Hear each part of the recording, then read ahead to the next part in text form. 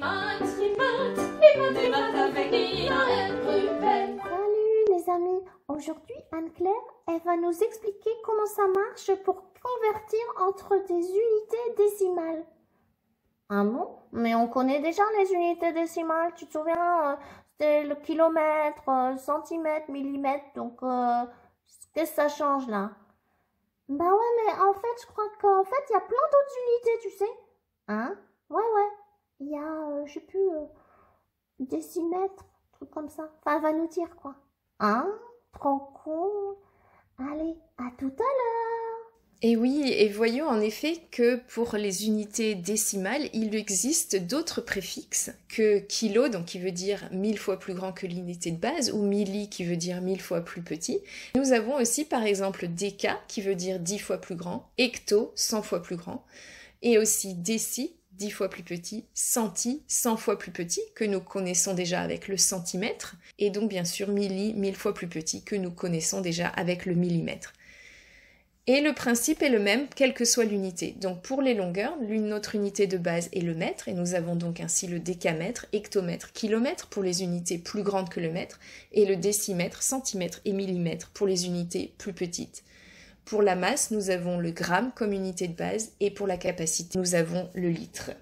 Ce tableau d'unités ressemble donc énormément à un tableau de numération, et nous allons voir comment, en effet, l'utiliser de la même façon en bougeant la virgule pour pouvoir faire nos conversions entre ces unités.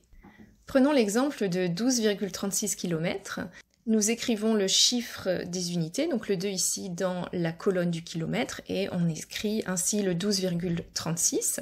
Et en déplaçant la virgule par exemple d'une position vers la droite, ce qui correspond à multiplier notre nombre par 10, on voit qu'on exprime cette même longueur en hectomètres.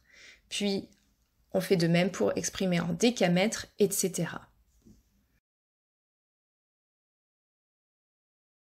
Une autre façon de convertir entre des unités décimales est d'utiliser une double droite graduée.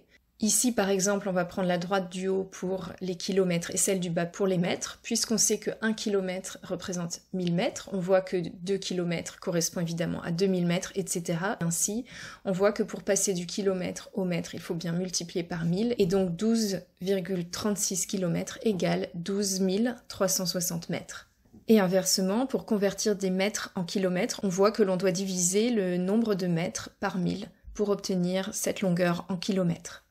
Oh maman, je sais pas toi Nina, mais moi j'adore les unités décimales. Hein. Plus j'en apprends, plus j'aime. Parce que c'est trop rigolo. Parce que tu vois, par exemple, si tu voulais convertir entre les hectomètres et les centimètres. Ouh!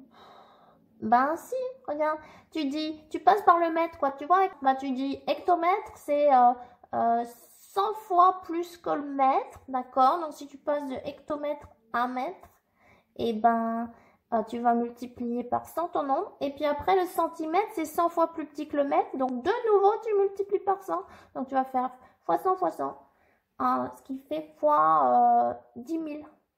Ah oui, pas mal. Les maths avec Ina et Ruben.